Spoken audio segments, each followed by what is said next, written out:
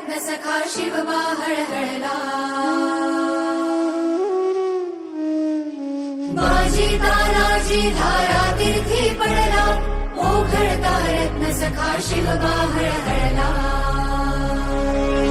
लग्नाच्या निपाता उसळे तलवार स्वराज्याचे स्वप्न झाले साकार स्वराज्याचे स्वप्न झाले साकार माझ्या राजानं दिलं